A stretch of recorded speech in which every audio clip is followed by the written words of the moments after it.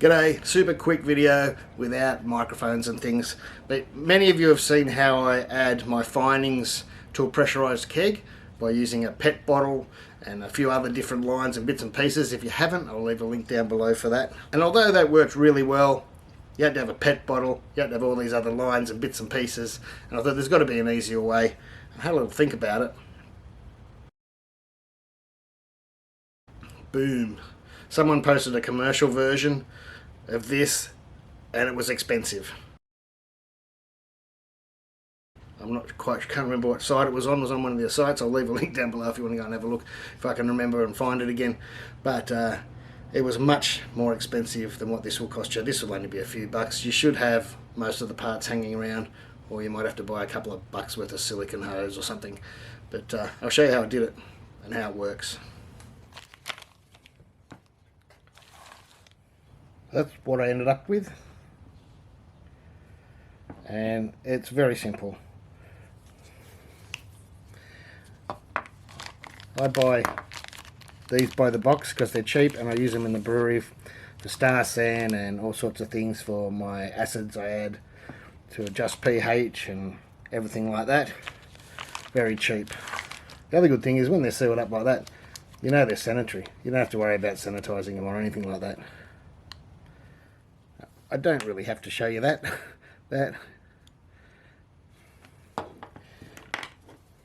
I bought a couple of different sizes. I didn't know which ones I would need from the interwebs, eBay. I can leave the links down below if you like. One's a little bit smaller, one in the middle, and this one's just like a pickup tube in the Firmzillas and that. I think it might be a little bit thicker walled, but you could probably use the Firmzilla one anyway. So I grabbed one of these out.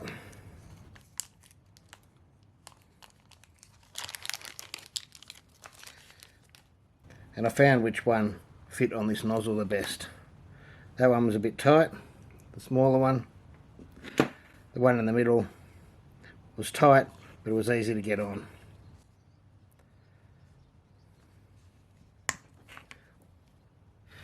So I just cut off the end nice and clean. Put that in there. Cut that off flush to there. And there you go.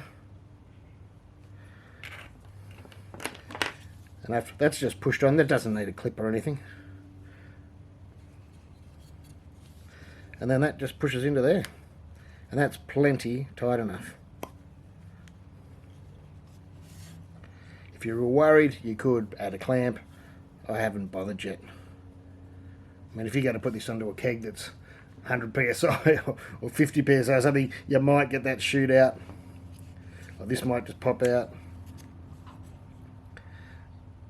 But that has worked for me fine.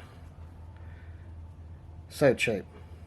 I could have even shortened this a little bit to get it right up to there, and you waste a little bit less fluid. This is Biofine that I use for clearing. I gave up using gelatin many years ago. I found 10ml is plenty. You can start trying with a little bit less, see how you go with your kegs, or a bit more if you need. But I found 10's about right. As you saw, I just opened this, so I'm quite happy to use it. The beer has alcohol in it, and it's going to be kept cold from now on. Always keep Biofine in the fridge, and the same with your firm cap. If you're going to use it, it's not so important if you just use the firm cap in the boil, but if you're using the firm cap in your fermenter, which you can, you keep it in the fridge. I can put this in here and suck up.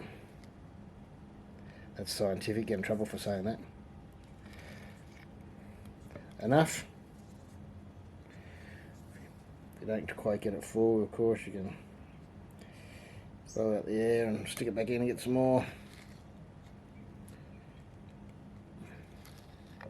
But you don't have to worry about the bubbles right now. So now I'll stick that back into there, like that. and I will flick the bubbles out as much as possible up to the top. It's a little bit hard to see, and I'll push my finger in the end of there and get that bubble up the top. The camera's on a bit of an angle at the moment, it's a bit hard to get it upright. Get that bubble up there and push it out while holding the top button in until you start getting fluid out the top. Like that. Now you know there's no oxygen in there at all. I've still got 10 mil, which is what I need to put in my keg. Again, if you want to use more, you just repeat the process. Now I have it in the keg. This keg has been fully purged. I filled it up with sodium metabisulfite and I've flushed it right out. So it's full of CO2, so you don't want to be letting any oxygen in there at all. The original one I made, I had it for the beer line. It's no good. Don't use the beer line. If you have any accidents or there's a little bit of pressure in there, because the beer line will hold all that, the long tube, and then if you have any pressure and when you pull that off, it can squirt back up much easier. I found the gas line, you know it's not going to be held in the tube much, and you just blow it down with gas, which I'm going to have to re-gas this keg a little bit. It's at about 10 that I use for transferring, but that's too much. I don't want to be forcing this in against 10 psi, so I'll just let some out.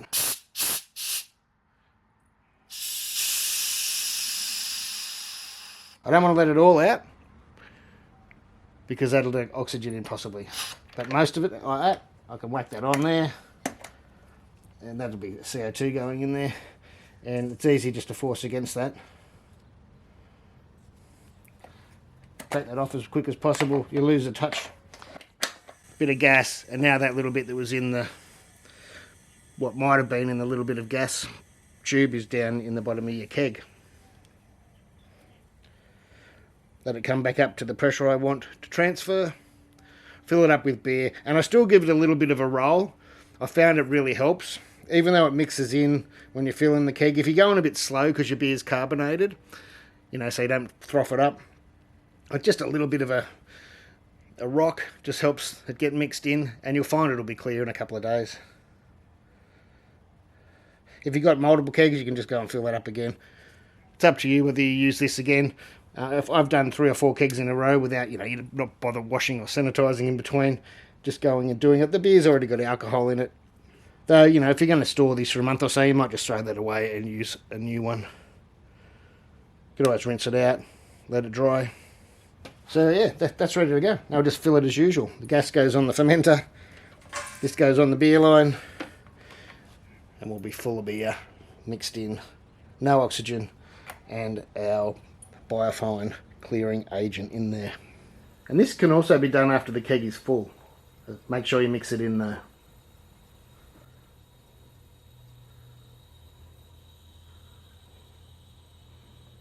I'm going to do this for the video alone.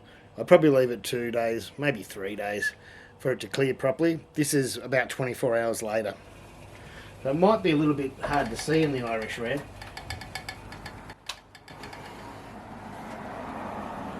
They're not quite as cold as I'd usually do it, a bit colder than this. But this should be, by rights, besides that first little bit, full of gunk. Oh. You can see how it's, yeah, it's definitely not clear. It's gunky.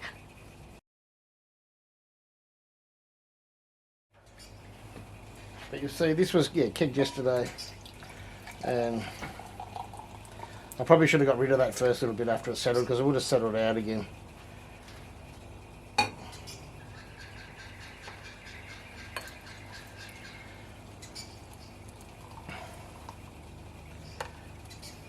You probably really shouldn't drink it yet because it's still settling out, but I don't know if you can tell how clear that is.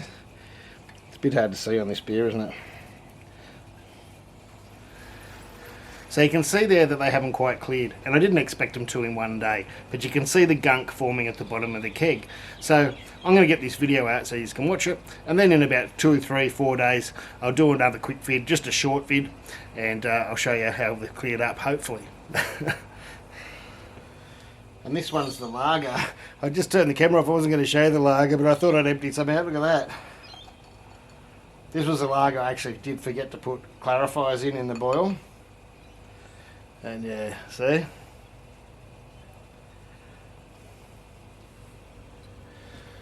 Alright, it's the second day. Alright. Let's have a look. I won't bother showing you the junk. You probably can't see that. Probably should again leave it another day. But, oh no, you can see that. So this is a red beer, so it's going to be harder to quite see it clearing immediately. Oh no, I think you can see that. See that?